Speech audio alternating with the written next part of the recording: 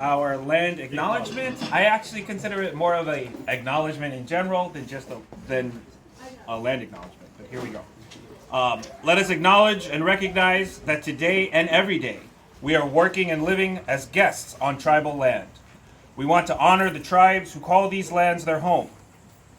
We thank their ancestors and leaders who have been stewards of these lands and waters since time immemorial, specifically the traditional territories of the Puget Sound Salish people, including the Nisqually, Skokomish, Squaxin Island, Quinault, Cowlitz, and Chehalis people.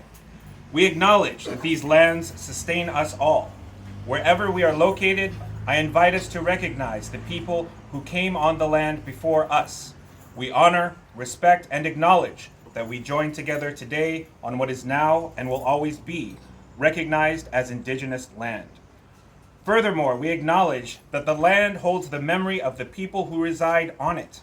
What we take from the land, what we throw back on it and into it, what we grow, what we destroy, what we build, bomb, burn, or bury, the land remembers.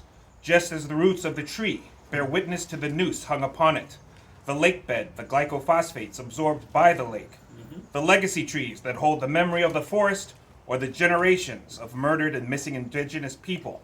The land remembers and recognizes what we do.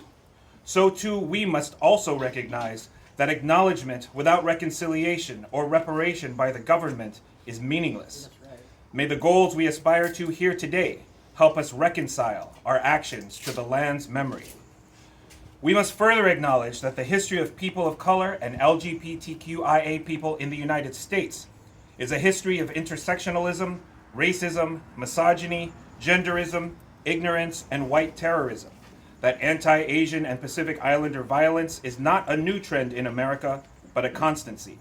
We must acknowledge that Black lives matter, and that the history of Black folk in America is American history. In recognizing these historical truths, it must also be acknowledged that systemic racism and hate continues to perpetuate injustice upon marginalized people in our communities, and that we here today are truly committed to fighting injustice within all systems in which we reside, so as to bend the arc of the moral universe towards socioeconomic equijustice and dignity for all people.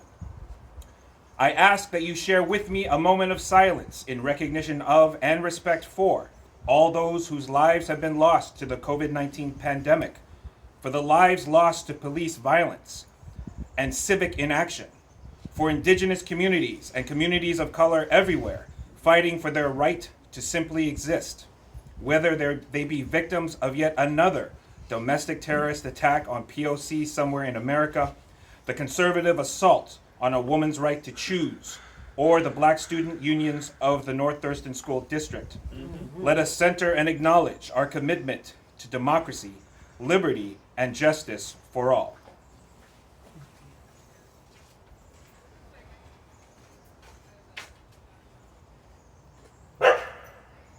Mahalo. Just a point about this park and what it's named after. There has been an official name change that's going on with the city of Olympia for Priest Point, and the tribe is being called in to have a new name for it, what they've decided. It's an example of change. Good afternoon. I would like to thank you for coming out today and your support for the organization is duly noted. I appreciate y'all coming out. But before we get to guest speakers, I want to let you know a little bit about the South Salish Progressive Alliance, what we are, and what we can do within the organization. Our organization is based around three principles noted in our mission statement: to get progressives and socialists elected, build relationships between coalitions of progressive and socialist candidates, organizations, and activists, and third, grow voter participation through issue awareness. And so those are our three main functions in the organization. In function, this means helping develop campaigns, organize events, establish membership committees on various issues, all of which is led by our officer board. We've established two early committees one on housing and one on reproductive justice, with several discussions on other committees that we could potentially create. One on abolitionism, Citizens United, a campaign reform one, mutual aid, and my personal favorite, a committee on policy analysis. At this point, you come into the equation. The organization will be only as strong and resilient as their membership can be. As cliche as it can be, instead, please consider joining. Our membership system is at a very low cost. It's once a year. We can only have events if we have members. Please join one of our committees, apply for one of our officer board positions, or start your own committee within the organization. If you have any further questions, please, I'll be around, or any of our board members. So, thank you so much for coming out.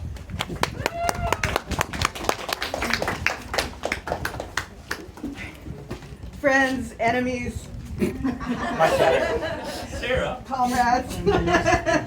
It's good to see you guys. Much better. So in February of last year, I was day drinking on a friend's patio when I decided to run for city council. Auspicious beginnings. So I'm really glad I did that, but I would really prefer not to do it again. Which is why I hope some socialists, hopefully multiply marginalized ones, step up to the plate. More on that later. So I subscribe to the idea of Brandon West, who ran for New York City Council last year, who said that electoralism is pointless if it is not entrenched in a clear, independent, member-led political project centered on working class power. Since 2016, only DSA was the seat of that kind of organizing in our county. They've since shuttered their electoral working group, but the need is still there, and that's where we come in. On the local level, like on the state and national level, incrementalism and moderation and centrism get us nowhere.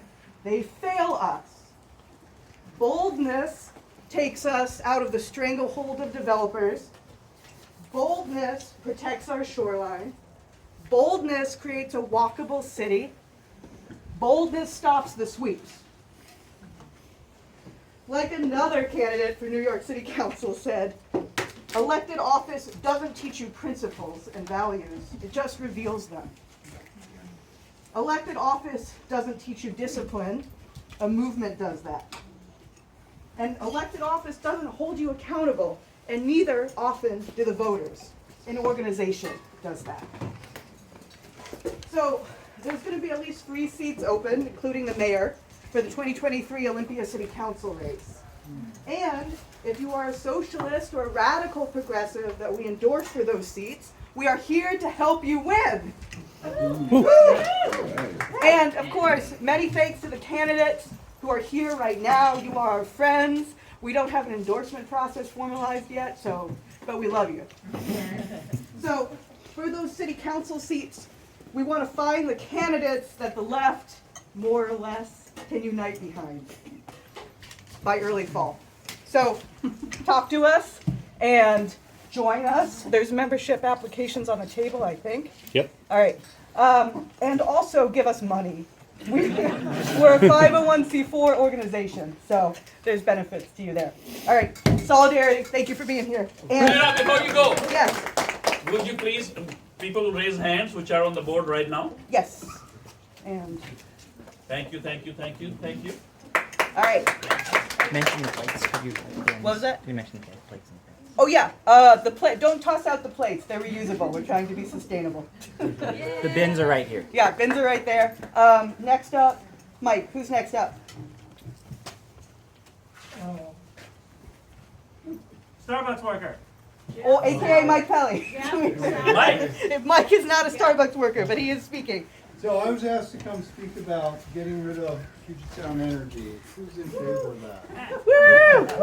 All right. Late Tom Nogler, I'm sure a lot of you knew Tom, course. was really pushing for that. And We were working on getting it on the ballot in Olympia, and Bruce was working on getting it in the county. And our commissioner over there, Chris Stearns, has helped us. In 2012, we had it on the ballot in Thurston County, and we didn't win, but if it was only on the ballot in Olympia in 2012, we lost by 1 vote. So it would have been real easy to pass it in the city of Olympia. So just before the pandemic hit, we were working on getting a petition together. And then we realized it's going to be hard to get signatures. So we'd like to pick that up where it's ended. I don't live in Olympia, but I would be happy to gather signatures. I'm not even a Puget Sound Energy customer, but I hate them. I live off grid. I have a house that's off grid, so I'm my own utility. But I would love to help people want to work on this. There's a copy of the petition. The city is going to be dragging their feet. They're not going to help until we get all the progressives in there. But what we learned, they did in Jefferson County in 2008, and there was a lot of lessons for how they got it passed there, and we can do it here in Olympia. And I'm going to leave these on the table, so I'm not going to read through this. People can, but advantages would. What advantage would there be for Olympia to own its own electric utility? So I'm going to leave these copies for people to take a look at. And thank you. Alrighty, and next up we have candidate Maria Suganza. Go, Maria. I'll move to the front so hopefully I can project. And let me know, raise your hand if you can't hear me so I can hopefully speak a little bit louder. We will just do this.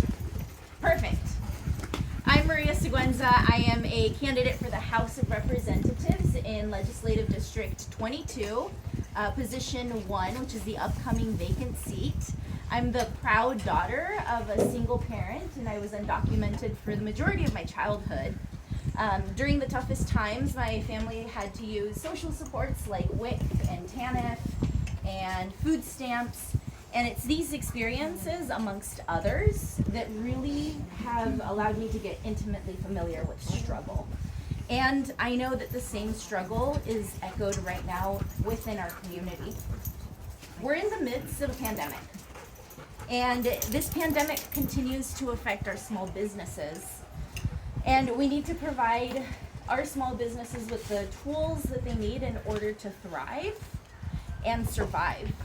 And this is really important because let's remember that our local small businesses contribute to the diversity and the strength of our community. Our students are behind as a result of this pandemic. They have a higher rate of suicidal feelings, and we have classes that are overflowing.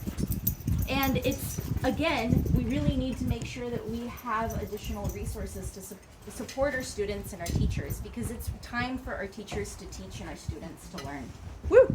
I've been a public servant for the last 9 years, and my focus has been on closing gaps in our system. And some of these gaps have been across the system. I think also it's our responsibility to take a holistic approach to our homelessness, to housing our unsheltered neighbors. And it's not necessarily about creating housing units, but it's also ensuring that we keep those keys in hands by taking those holistic approaches. I know that as a public servant, we create change through collaboration, we create change through amplifying the voices of our community, and we know that this is effective because we create change together. Together we can move our community from struggle to prosperity. And I'm running for the State House of Representatives in Legislative District 22 so that we can move forward together. Position 1 or 2? At position 1. Woo! So today I humbly ask for your support, your partnership, and your vote when the ballot drops. Thank you all.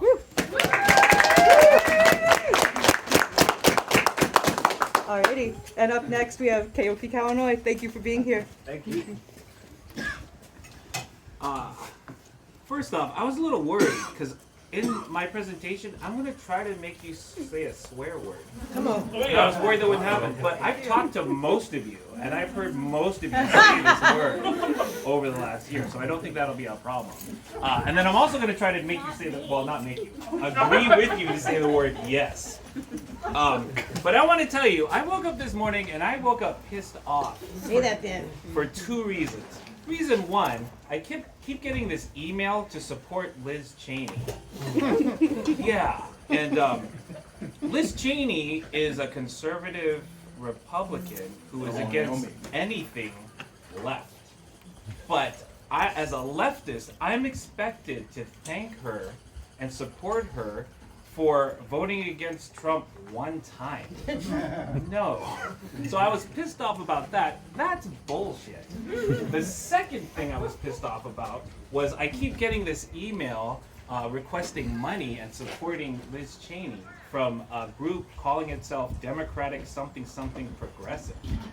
And that made me mad because I can't go over the list of the reasons why I don't like Liz Cheney. But to send her a thank you card because she did her job one time and voted no against Trump when the rest of the time, that's all she does, it just pisses me off. That is also bullshit. But it reminded me that that's the norm that we're living in, right? We have a political machine that takes our ideal and then repackages it to sell it back to us, expecting we're gonna buy it. That, my friends, is Bullshit. bullshit. That's right. It's bullshit. Now I get why they think that it's going to work. Throughout the history of the U.S. political system, anytime a mass movement rises up because of some need, an actual need that we have, one or both of the political parties just co-ops it. And makes it their own political party platform plank. Yeah. So I can see why they think that works, but it's still bullshit. Right. And the thing that gets me is it's easy to know who progressives are because everybody knows what progressive stands for. Do we all want single payer health care? Yeah! Yes, yeah, we do. Do we all want a living wage? Yeah! Yeah, not just 15 an hour because as we know, the economy changes, right? We want a living wage. Do we want the Green New Deal? Oh, yeah! Yeah. Do we want equitable housing? Oh, hell yeah! Do we support taxing the wealthy just to get them to pay their damn share? Yeah. Yeah. Do we want to stop mass killing? Oh, yes! Yes. So that's who we are. And any politician who says no to our list of hell yeses isn't a progressive. And if they say they are, that's Bullshit. yeah, so thank you. So the thing about our country is this. Conservative means to keep things the way they are. Conservatives want to keep the norm, make things stay the same, all that. Progressives are the opposite. We want to progress. We want to shake up the norm. The thing is, Like comprehensive immigration reform. yes, exactly. You can bring up more if you want. Yeah. Indigenous rights, that's right. Yeah. Now, our job as progressives is we take those ideals and we fight for them and we make them the mainstream to the point where conservatives want to keep that because that's the norm. And then we find the next thing that we need to make mainstream, and then we fight for that. That's what we do. We challenge what is the norm. There was a time when the norm was slavery is okay. We're the ones that said, no, slavery is not okay. We are the ones that said that was bullshit. Let them tell it. Yeah, we were the ones that said women have the right to vote, period. To do otherwise is bullshit. We're also the ones who said it's a woman's choice. Yes. And it's hers alone. And that's it. That's end of discussion. That's right. To do otherwise is bullshit. Yeah. Yeah. So, what I want people to do, I want to short this up. What I want people to do is look around at the people next to you and realize this. We did not come here by accident or happenstance. There's a reason why we're here. Earlier today, I was writing on social media, and Derek responded, and we had this little discussion. As you know, in the near future, the Supreme Court is going to put down a bullshit decision, and we're going to have to refight a fight that we've already fought. We're going to have to do it again. And one. The fact of the matter is, there will be a lot of women from all across the country who are going to come to Washington State for the rights that they should have everywhere. Woo-hoo! But they will have them here in Washington State. And as we've discussed, Olympia is the first Washington State city to declare itself a sanctuary for reproductive health rights. So women are going to come here, and they're going to need us to be here when they get here to defend those rights and make sure that when we say we the people, we mean all the people. That's right. Everybody, right? And luckily we have candidates here. I can see them. We have Maria Seguenzia, we have Juliette Gale, I see Sarah Leone over there. We have progressives who literally represent the progressive ideals we just said yes to, right? It is our job from this day forward to find, fund, and fight for the progressive candidates to ensure that progressivism isn't just a label that you put on a repackaged product that you sell for mass consumption. Progressive is a mass movement that brings the necessary change that we all say we represent. That's not bullshit. So thank you. Thank you for being here. Thank you. Thank you. And then